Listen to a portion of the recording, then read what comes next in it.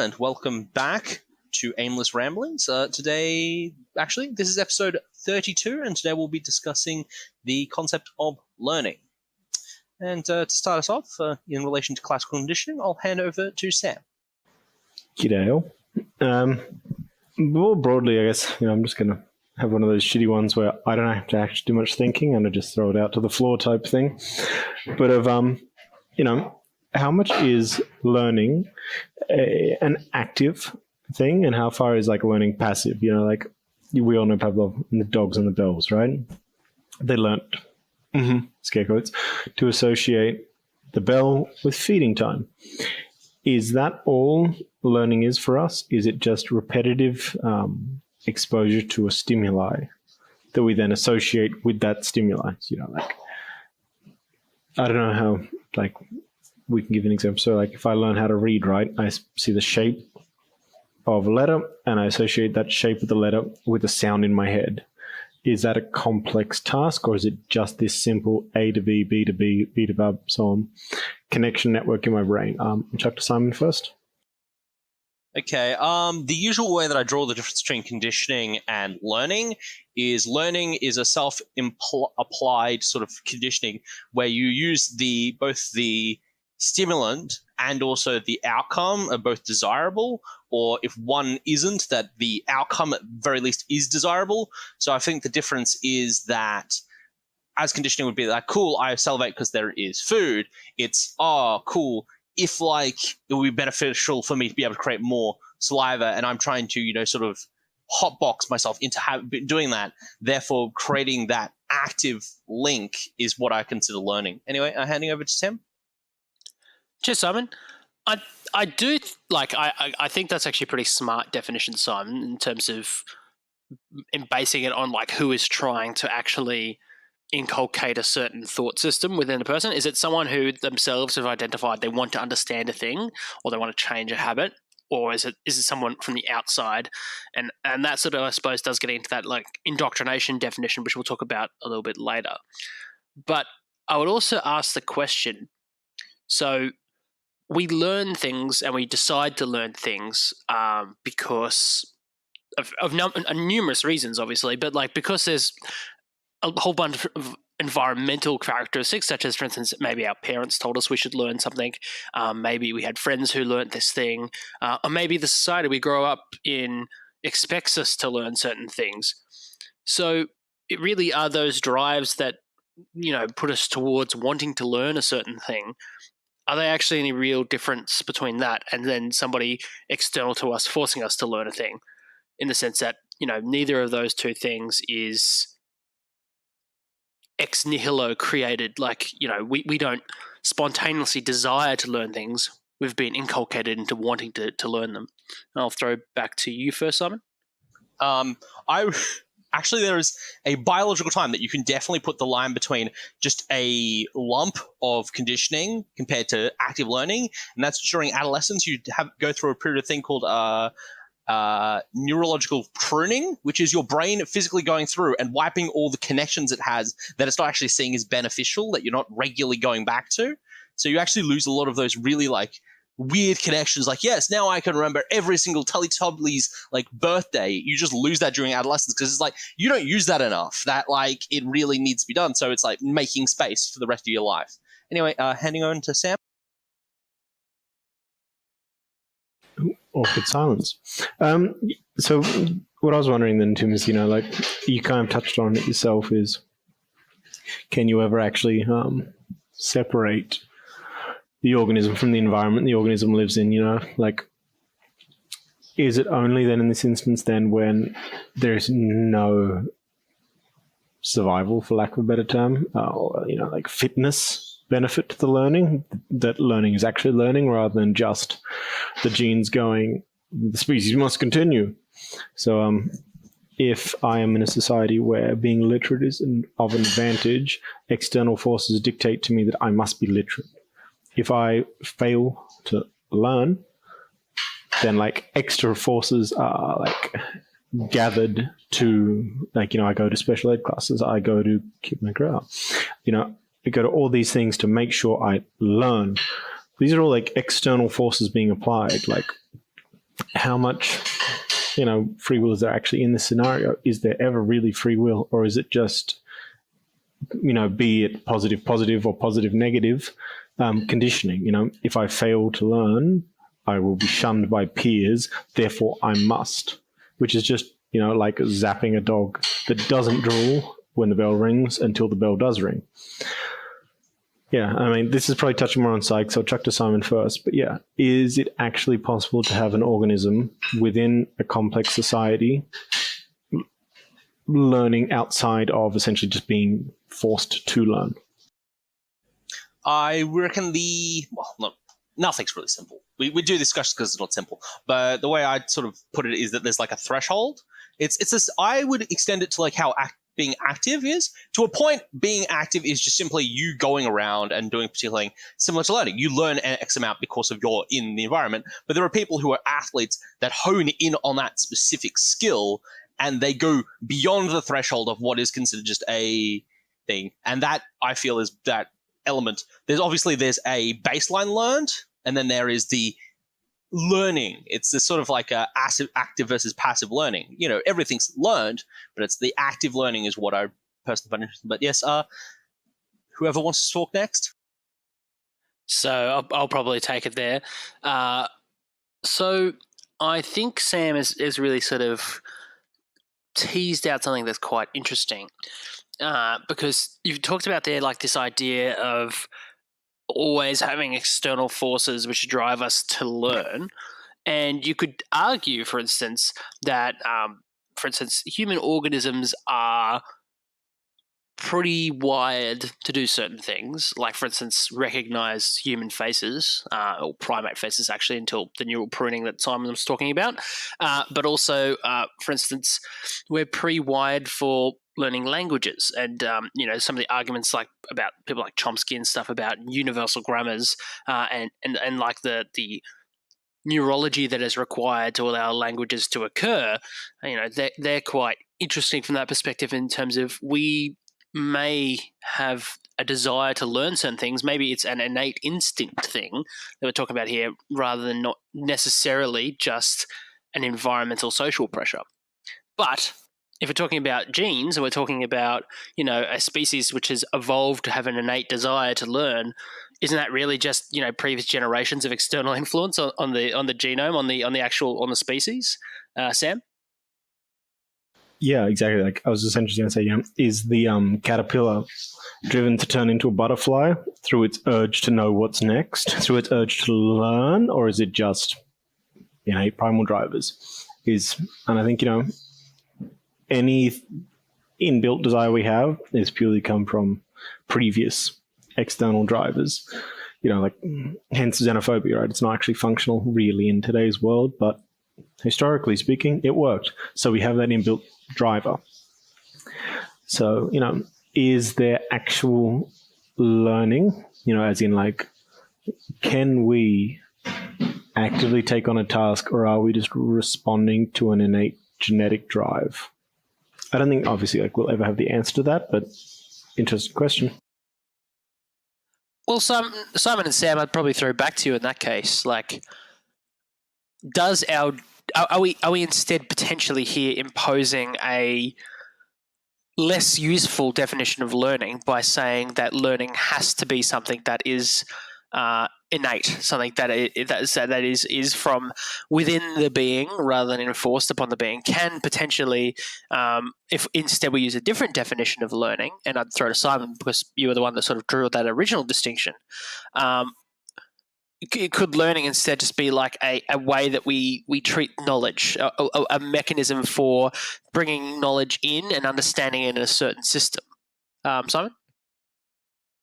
I believe so. There's lowercase learning, which is pretty much as long as something is thing. I'm trying to put the uppercase learning of L as like an internal thing, because I feel like that would be teaching. Because teaching is a different sort of brain cognition. It's this sort of different thing. It all has the same response, but it's a different way to, mold the clay, as some would say. So, yes, if we make it a bit more permissive and go, yes, well, as long as you've taught something, then you start stepping on the toes of conditioning. to be brilliant. That's the only issue that comes when you try and lowercase l go, yeah, cool, that's technically learned. It's like, so is it a learned or is it an innate behavior? And then you go, cool, it's conditioning. Well, then that's an innate behavior over time. Anyway, Tim? Well, I think I might jump in with my part here, which I think is almost just a seamless continuation of the same conversation we've been having. But I wanted to ask both of you what your opinion was with regards to learning versus indoctrination, and whether there is actually ever a difference between these two things. So in Western democratic liberal country, we really don't generally like the idea of indoctrination. It's something that we tell ourselves is done in evil authoritarian countries where people are taught to believe and think a certain way. They're taught to, have a certain value system. And instead, we argue, as in like classical liberals and, modern liberals as well, that people should be able to engage in a free marketplace of ideas, and then from amidst this market, choose the best ideas available to them. The issue being, and I suppose this is where the question comes in, is by teaching children, to think critically, or teaching children and young adults that democracy and liberty and freedom of thought, these are good things, like as a value thing. Is this merely a form of indoctrination in which we are indoctrinating them into the idea that indoctrination is bad? So it's sort of like the crisis of tolerance, the tolerant person being tolerant of intolerance, in which case, can there ever be a society, a group, a family, or a school, whatever, where you are teaching people to be cautious of or skeptical of indoctrination without indoctrinating them? And I'll throw it to Simon first. And here I thought you'd start, yabbering on about the Socratic Method, that whole entire idea that the only way to break the indoctrination and sort of the learning thing is to question everything and, never. I'm pretty sure that's the Socratic thing, is like endless questions. But yeah, this whole time, it's this idea that, so the best. When it comes to like this indoctrination versus thing, it just comes back to that idea of freedom. Nobody really wants pure, true freedom. They want freedom in a box. They want something to push against so that they can be free from something. But anyway, Sam? I think I'd probably just rule with a straight up no. Nice and simple.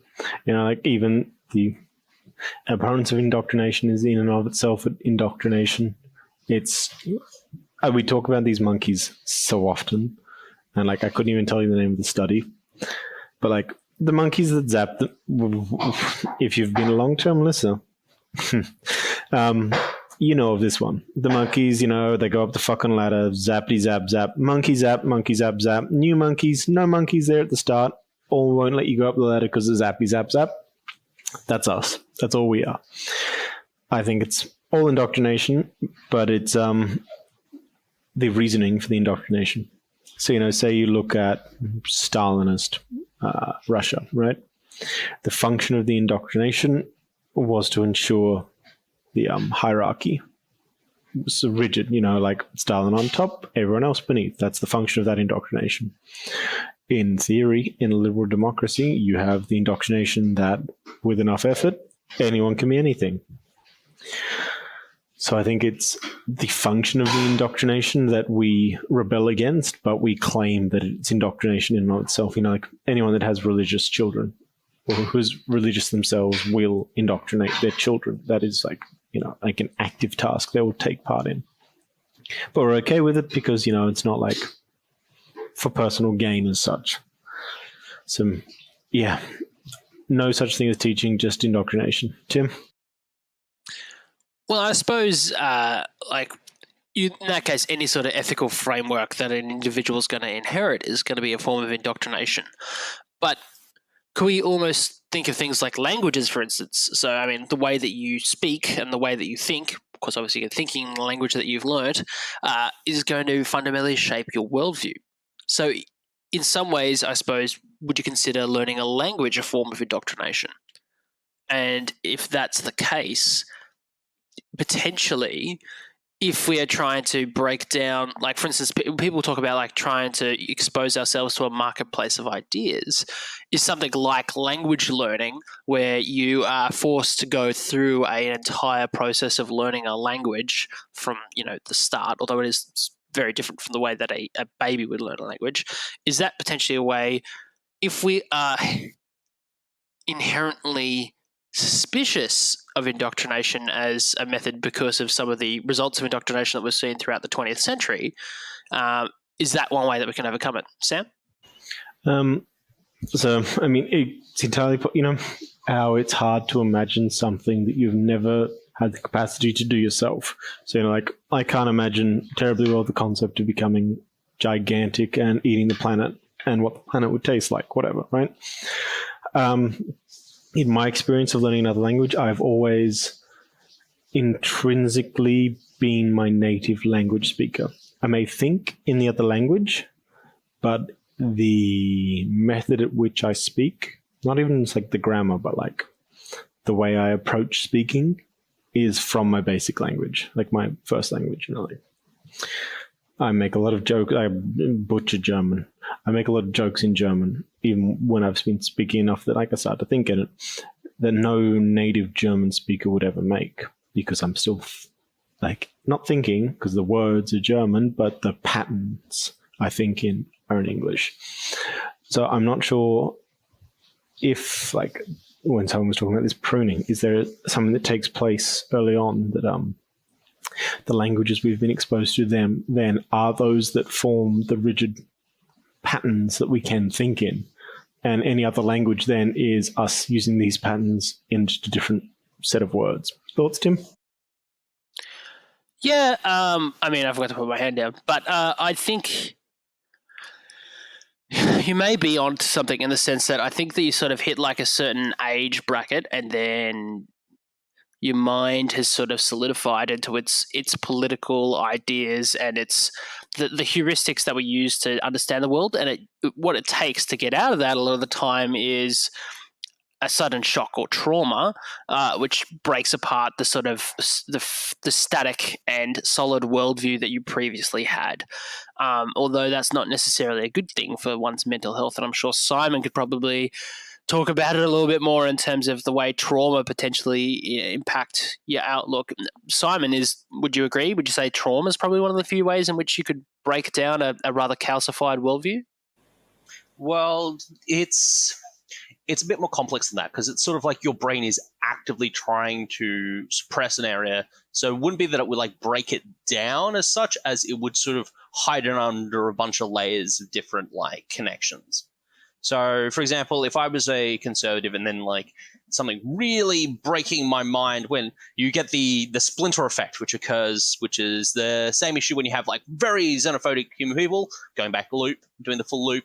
You have the fact that they'll meet a nice, like, best example I remember was there was a person that like really disliked people who were Islamic.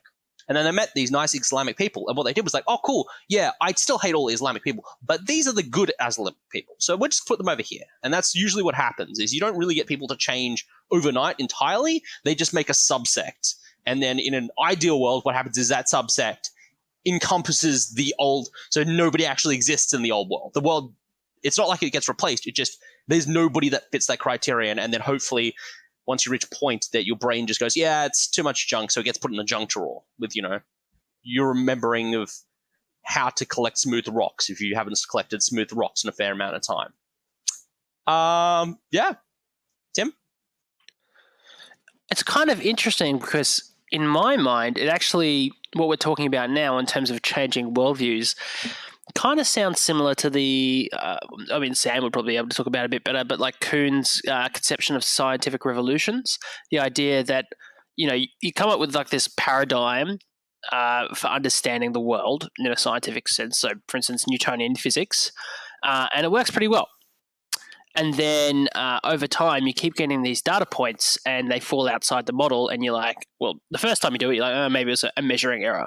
But, as it keeps building up over time, eventually, the paradigm no longer contains all the points that you now have in your data points. And someone has to come along and initiate what's called a paradigm shift.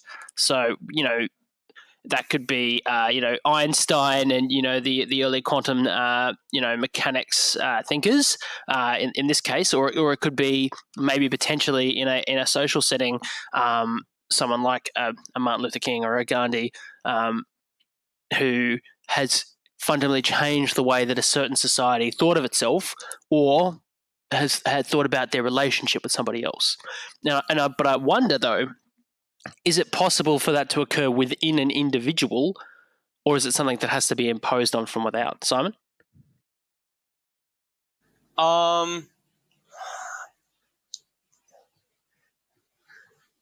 Obviously, it's easier if it's an external force, but there is cases of people internally doing this. And I feel like I always get caught in the Sam trap, which is that, yes, I could say it's an internal thing, but there's always something you can pinpoint externally to the reason why. It's the same reason, like, oh, wow, this guy, he decided that he wanted to quit cold turkey on tobacco. He didn't want tobacco anymore. But you're like, oh, cool. So he did it internally, and like nobody was telling him to do it, but he did it himself. Like, yeah, but it had the external fact that, he couldn't run up the stairs. He, wanted to live for his kids, yada, yada, which are all external things. So it's like, where do you draw that line of, individual self-will, and how much is it just an accumulation of random bits and bobs? Sam? Yeah, I was thinking along similar lines to you there, Simon. I think it kind of goes back to you can't tell if you're accelerating at a you can't tell if you're traveling at a constant velocity, or if you're stationary without external reference. So like we can be moving, whipping along. I mean, fuck, we are at a fucking great rate of knots, right? What's the Monty Python song? We're sitting on a planet that's evolving and revolving at 9 million miles an hour. But without an external reference, we can't tell that. So we can't have internal change without external reference, because we only exist in the continual now. We only exist there. The past of us is the past of us, and we're amazing at rationalizing our personal history to match our current existence. So I don't think we can change what we are without external reference, because that's the only way we could know that something is worth changing. Otherwise, we've always been this way, We've always been at war with Eurasia. Simon? Just because I need to throw in the small bit. So the issue that always comes with learning is people go, well, you associate X and Y, but it's this whole type thing that your brain goes, okay, cool, I need to remember that, and moves it actively from cool, that was a thing that I need to hold in my brain so I can write it down in 5 seconds, to I need to remember this forever. And it's like having a little goblin in your brain that just early years just wants to collect everything. It's like, I want a hoard. And then it gets to a point where it's like, actually I need to have this hoard actually be somewhat thing, and goes insane, does the spring clean, I'm not a teen anymore, and just guts the whole entire place. Then goes, this is pretty empty. And then it's like, what kind of systems in your goblin brain have been made? They're like, yeah, we need to sort of extend the reasoning for that area, but that was seen as an important pile of trash. Oh wow, cool, I'm really into glass beakers. Glass beakers were my thing, but now I have to put all this science shit in that corner.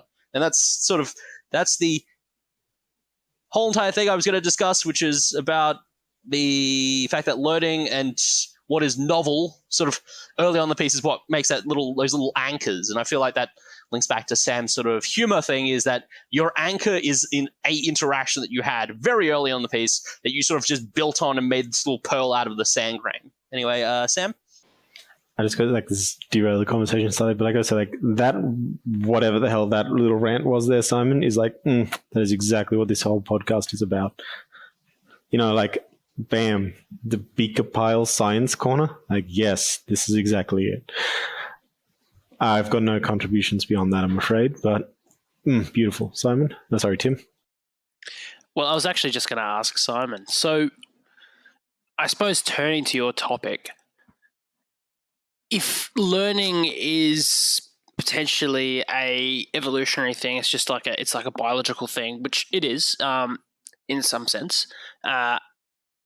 Is the fact that novelty is such a good tool for learning and I'm inviting you, I suppose, now to actually talk about novelty. Is it? And I'll ask you at the end of it though to address is that a whole idea of novelty being a tool for learning just a symptom of the fact that learning is in itself a sort of survival mechanism? So, Simon? I feel like when people discuss survival mechanisms, they sort of do this sort of baseline gray of survival mechanisms. They're like, cool, this makes you more likely to survive, so we're just going to baseline everybody has this. Whereas I feel novelty, what it does is it allows specialization within a species, which allows for the species, because we are a communal species, and as such, specialization is what we thrive on. You have to have the guy that's really good at hunting, but he doesn't have to be a really good talker. But you do need the guy that's a good talker, so he can, talk with the other tribe about specific things, and probably has to be bilingual. So that has to be an interest he had. He spent time and effort that he could have been spending like honing his skill as, an archer, or as or as some with the sword. You're learning a second language, and there's only so much time in the day, and it's the novelty that causes learning, which does the little the weird quirks of human existence are in those little nuggets of what is novel to us. Like, there's people who had to have learned what every single plant does, and they're like, well, we could just eat meats, and we know this root vegetable works, but somebody had to go out there and go, I need to categorize what we should and shouldn't eat, and I need to make sure that that's thing, and that's what I find is they probably found one berry that made them really sick, and they're like, we need to make sure nobody gets sick anymore. And that's the little kernel that then built their whole entire, now they're the sage of 20,000, things, and they sort of get dragged out every once in a while to say what is and isn't, thing. So at the very end, I remember something about novelty. What was it, Tim? I was just saying, Simon, is our attraction to novelty just kind of a survival thing? Is it something that's innate to us? Or do you think maybe, because I said attraction to novelty, but we've also just talked about the opposite of that previously, xenophobia, the opposite. And we do know there are some humans that hate change. Do you think that these things exist in tension within us, or is it just something that is sort of, maybe like what you're saying now, is there just actually a spectrum of people who are attracted to novelty versus people who are more conservative, and because that worked well in a sort of a communal setting? I would say that some people's novelty is very far out, and some people's novelty works well in a bubble. I go back to the whole time, people want freedom, but they want little walls for it.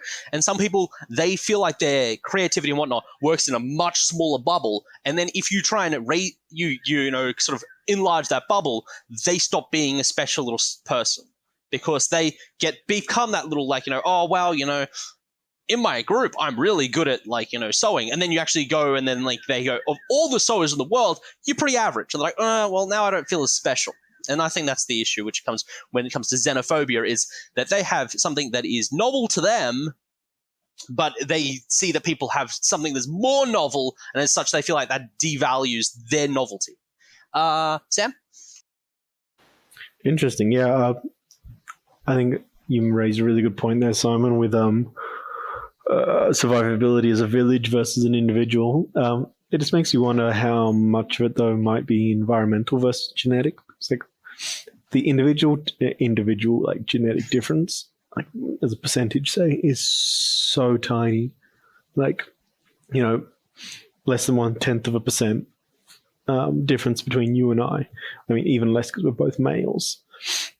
So we're so incredibly genetically homogenous that I do wonder whether or not there's actually enough genetic variation within our pool to lead to such drastic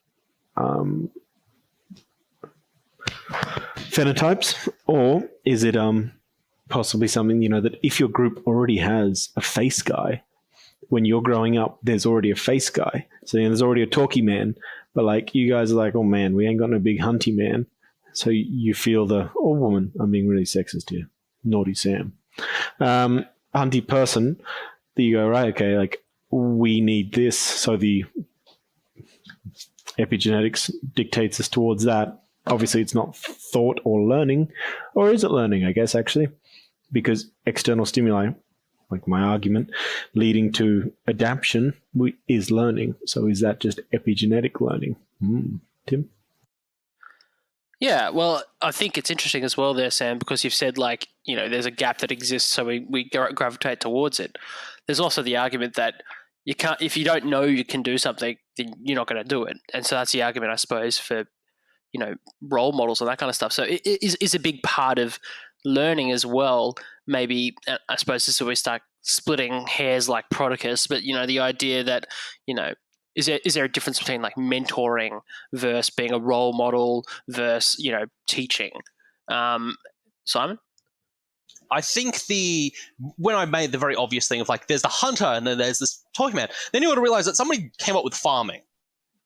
That's just another option. Like that wasn't an option that they went, yeah, cool, so we need this in the tribe. Some guys are, I just want to do farming because I can't be bothered to run around a bunch. And people are like, we really needed a farmer in this group. It's just like where holes appear, there's just like enough gap that like there's enough I can borrow from here and here that I can sort of make, because I need enough talky man to be able to like deal with the tribe and go, yeah, I'm going to trade you this for this. But I need enough hunting skill to be able to like get the basic people to be able to make my farms. So it's this idea of, yes, there's the mentorship, but like who makes that little, cool, I'm going to make an offshoot that isn't the traditional offshoot. Because God, for years it's been simple to go out there and hunt things, but it's getting harder and harder. But that's how we've done it. And we've done it for years. And some guys are like, yeah, we'll just make some weird demented grain and let's eat that. And people are like, no. And let's drink their milk. That's a bit weird. Anyway, Tim? Yes, well, on that final myth of, the first guy who drank milk probably being into some pretty kinky stuff, I think we're just about out of time. So thank you very much, everybody who listens in, and I hope you enjoyed the episode, and we'll hopefully have you listen to us again next time. This great warrior has left, though his mighty Lord.